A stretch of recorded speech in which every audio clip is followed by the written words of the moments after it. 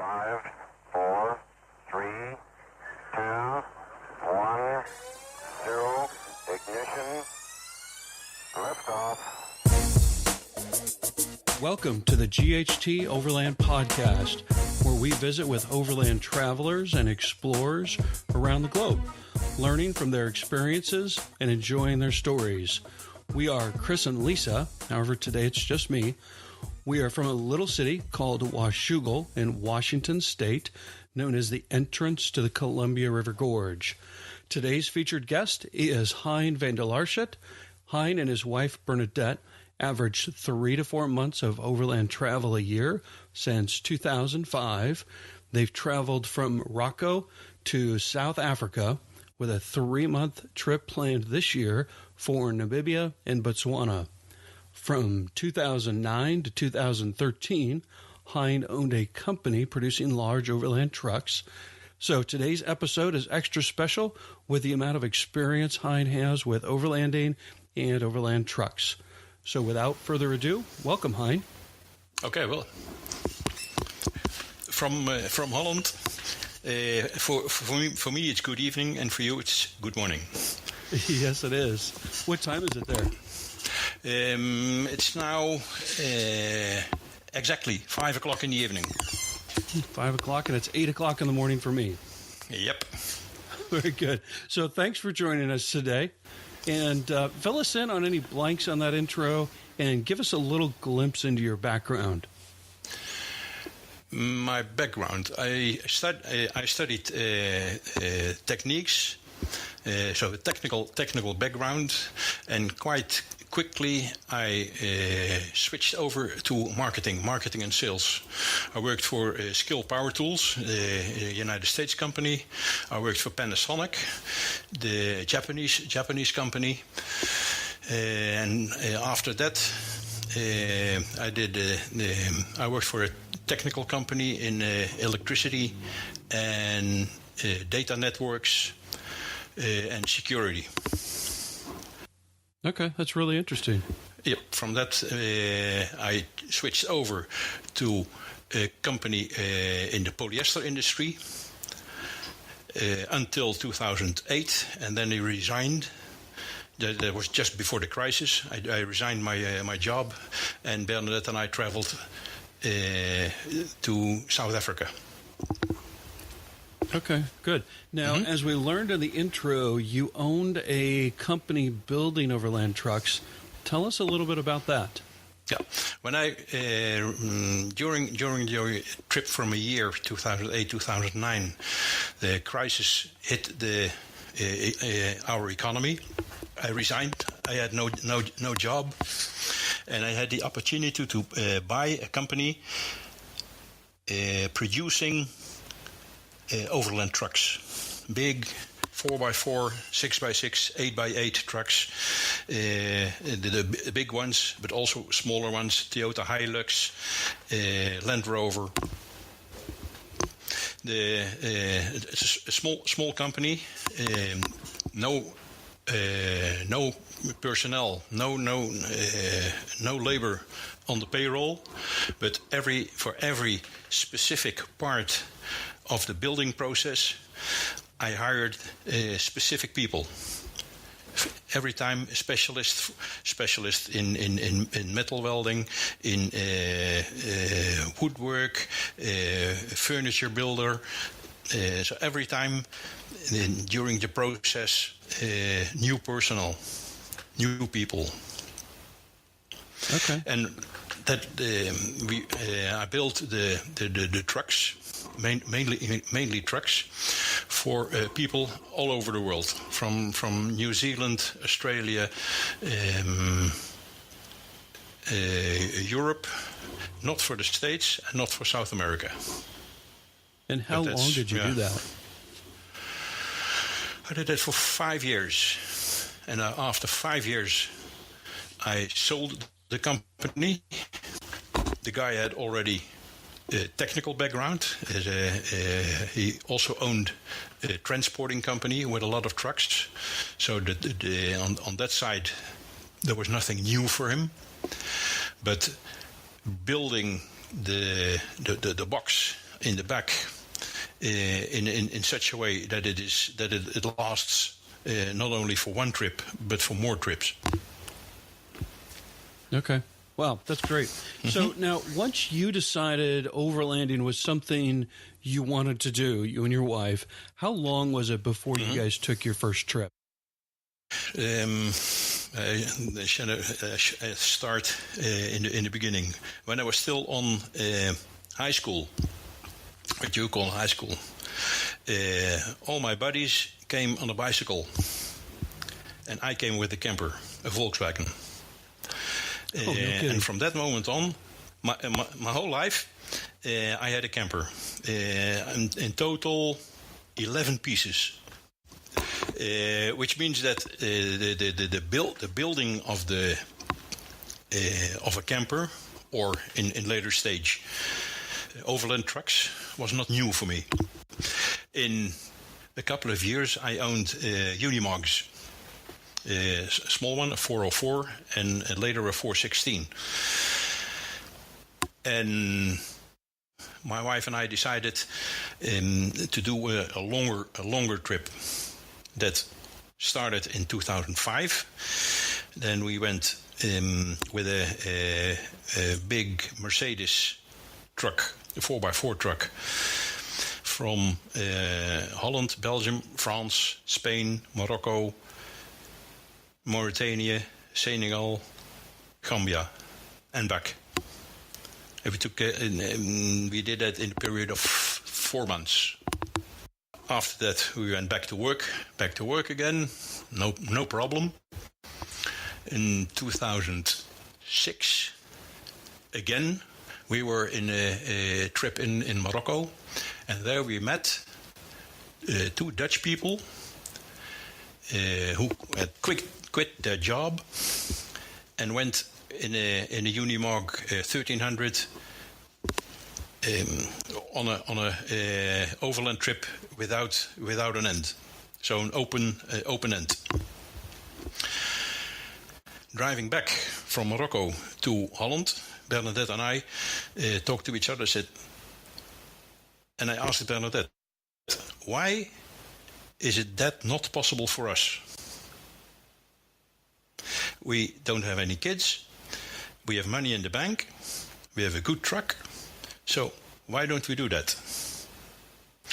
And the only answer which Bernadette gave me said, my parents don't like that. My parents already passed away, so that was not an issue. But for Bernadette, it was an issue. I said, when we are at home, we're going to ask you, think about this plan. So we did return to Holland, and with a good bottle of wine, we asked the question, and Bernadette's father replied, I absolutely do not like that. He said, but you have to do it, because this is what you want, and this is what you have to do. So we decided to ship our truck from Antwerp to Port Elizabeth in South Africa. Arriving in South Africa with a truck is quite easy. It is as soon as you have a good customs agent, he does all the work with customs and the harbor. Roughly in an hour's time, Bernadette and I were driving out of the harbor. Everything arranged, everything paid for. And from that, we started with no planning at all.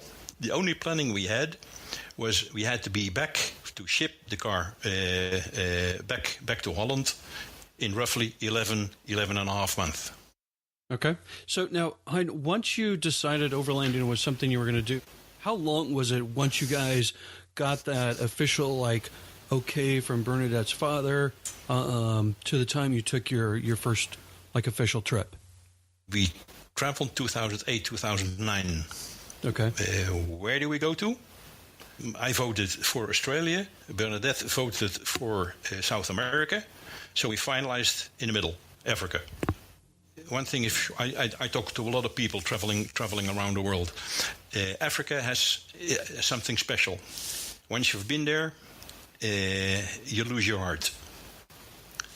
Bernadette and I went in 2005 for a short trip, 2008, 2009, 2010, 2011, 12, 13, 14, 15, 16, 17, and by next week I'm in South Africa again.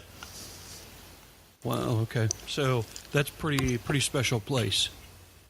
Absolutely. Tell us a little bit more about that first vehicle that you took. 16-ton version, 250 horsepower, 8-cylinder, a beast of a car. I converted it with a box, and the box was a point connection to the chassis in such a way that so there's no torsion in the box. That's a system also used by the better construction companies in Germany. Take for instance Unicat, which is European but also United States based. All trucks they build have a 4-point connection to the chassis. In that truck, we had a decent toilet, decent shower, 16 liters of hot water, 500 liters of fresh water. In total, roughly 1,000 liters of fuel. Air conditioning in the cab. There's only when driving, and no air conditioning in the back unit. And why was it that you decided that you would not have air conditioning in the back? And it's hot. And do you travel with like a trailer or a motorcycle in tow? No. We're Dutch. We have bicycles, all-terrain bikes. We just hop on the bike and do our shopping. You can do whatever you like. The advantage of that. Yeah, you have a connection. You connect to the people more quickly than on a motorcycle. So, what's that one thing that you find that's the most valuable for you when you're traveling that you would never go on a trip without?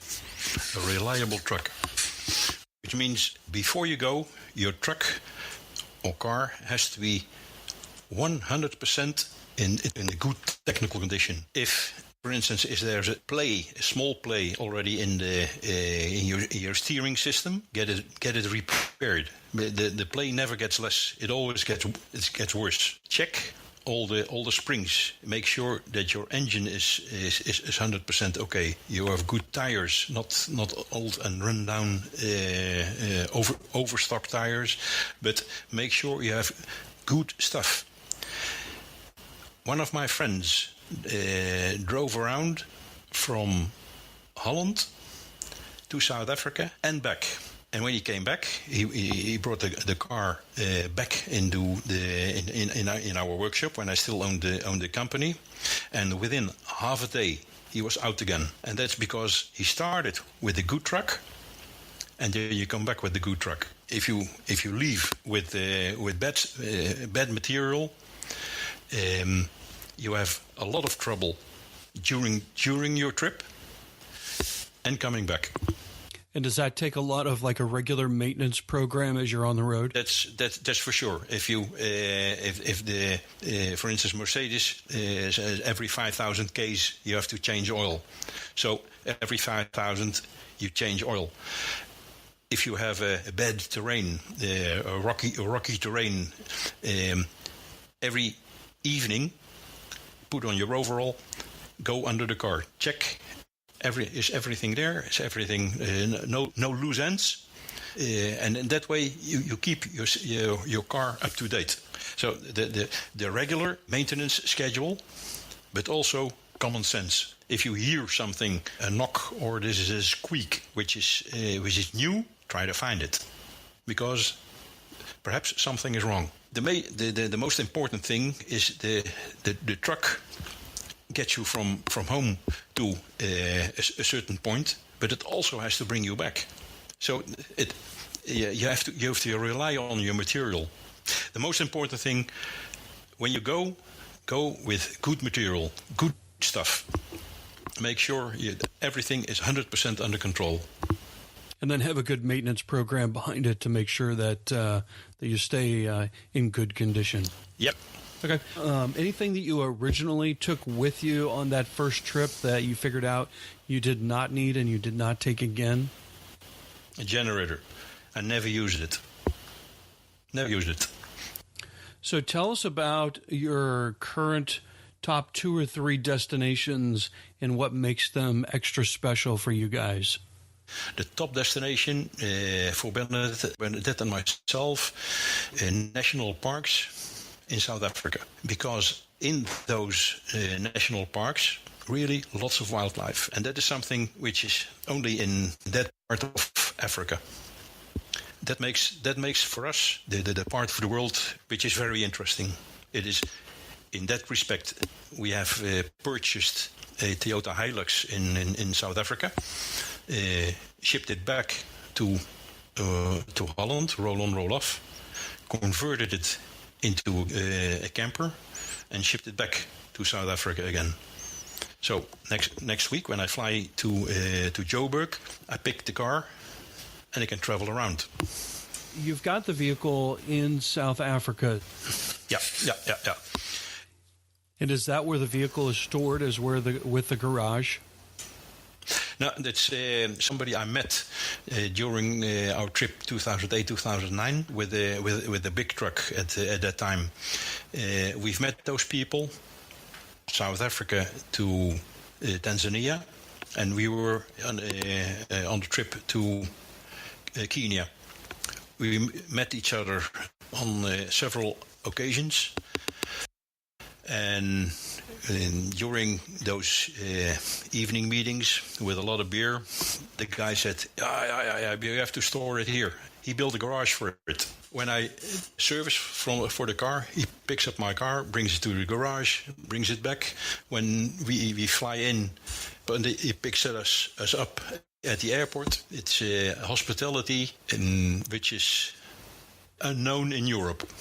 I don't know for the States, but the hospitality from South African people, Namibia, Kenya, Mozambique also, it's unknown. That is nice. So just to go back a little bit, your top destinations would be the national parks that you went through in Namibia, in South Africa. Is that right? Yep. Namibia, South Africa, Zambia, Mozambique. Malawi doesn't have that much national parks, and as soon as you come further north, Tanzania and Kenya and Uganda, the national parks are very expensive. So our main target is South Africa and Namibia. Okay. Let's go back to your vehicle a little bit. What does your kitchen setup look like? Do you have like a full kitchen inside the back living quarters of the vehicle, or how does that work for you? We have 2 types of trucks, the big one in Europe and a small one in South Africa. They both have an inside kitchen and an outside kitchen. The outside kitchen is for both based on a Coleman petrol burner, and on the inside small gas burner. In the Hilux it has 2 burners. In the Mercedes it has 3 burners. A small sink, a water tank, water pump, water purification system, and in the small one, in the Hilux, it comes straight out of the tank. Okay. Anything special about the water purification that you could go through with us? The water purification, I always use Wycomar. Wycomar is a Canadian-based company. They make both 12 volts and 24 volts system, absolute top quality. I always use Wycomar. For the heating system, always Webasto. For the electricity system, they're all A brands. Absolutely reliable. For the Victron and the Webasto, they have a worldwide service network. So if something happens, there's a company close by who can repair the stuff. Good. Hey, do you guys have any favorite recipes that you like to cook while you're on the road? A braai, which a braai is the South African word for a barbecue. That's my favorite. Arranging some wood, make a fire, put a grid on, and corn in aluminium foil or other veggies in aluminium foil, potatoes in the fire, and then as soon as it's more or less ready, is more or less necessary during longer travels, and where the supply of meat is not always 100% reliable. A good cooking method is die cast. I couldn't find the word. A die cast pan. You put meat in with veggies, oil, onions and carrots are almost always available. Also tomatoes. You put it in and you let it cook for an hour or an hour and a half or 2 hours. It's not that important. Then you know for 100% sure that the cooking is well done. If you have red meat and the meat itself is not completely reliable, you know for sure you get sick. How do you guys plan for your food? Like minimum supplies you carry, and any tips for like shopping and purchasing meats and groceries in small towns and villages? In South Africa and Namibia, you have the big shops. As soon as you go north, in Mozambique, Malawi, Zambia is still reasonable, but in the coast, as soon as there are tourists, then there are also the bigger shops. Inland, smaller shops, 2 by 2 meters. 2 by 3 meters is already a big shop. If you want something for food or for personal care and you can't find it, just ask for it. And the locals know a shop, or they send you to somebody else, but there is always a solution for it. On the other hand, last year we did a trip from South Africa to Uganda through the west side of Tanzania. There are no shops. So you just have to ask around, where do I buy meat? So no, on the local market. And the only thing which you can find on the local market are chicken. And you said, okay, and you point out the chicken, that's the chicken I want. And then somebody comes and he kills the chicken. So you pay that guy and gives it to another guy, and he takes the feathers off. You pay that guy.